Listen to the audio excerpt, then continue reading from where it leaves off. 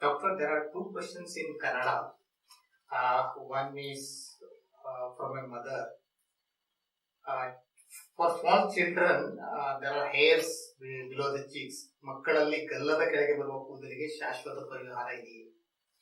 So, is there any remedy, long-term remedy for that? Okay. So, women should not have, not expected to have thick hair on the chin or on the beard area. As children, we do not treat the hair that's growing on the chin and on the cheeks. It could be a sign of any hormonal imbalance that might be happening in the body. We evaluate the child for any hormonal imbalances and then address that. Once the child attains adulthood, and also when the hormones are normal or the issues of hormones have been addressed, we can try and treat the hair that is growing on the skin of the chin and the face. So, we have terminal hair and we have the vellus hair. So, terminal hair is the hair that is present on the scalp, the thick hair, and also this is what is present in the moustache area and in the beard area. This is not to be seen in women, that's totally unacceptable.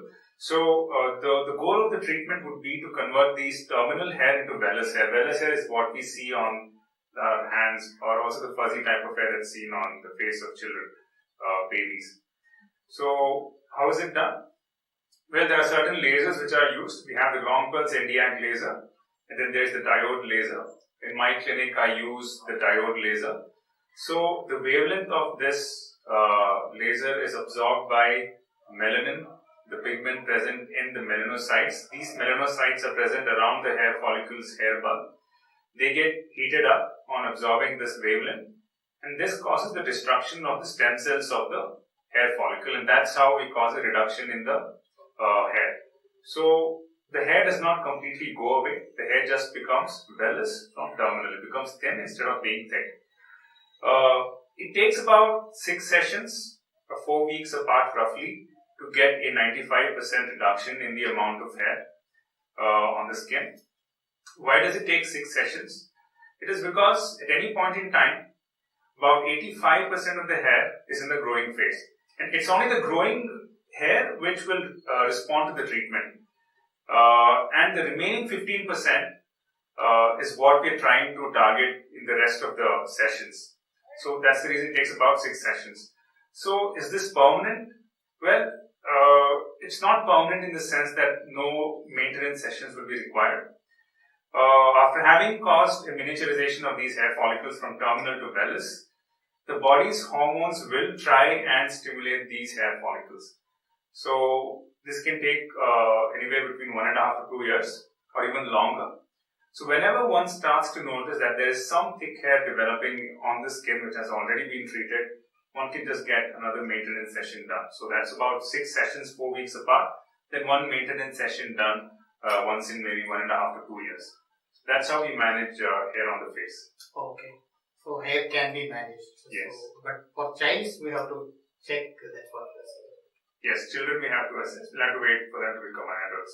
And the same procedure can be done to even shave beards. My beard is permanently shaved for men. So that I don't have to shave every day. So the moment it grows out, it's fairly shaved. Oh, okay.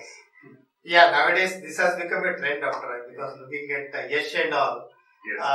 The beard growing, and I think shaping the hair, the beard will give a personality enhancement. So yes, because some people have hair all the way up till here, men, so we can just bring it down till here. Okay.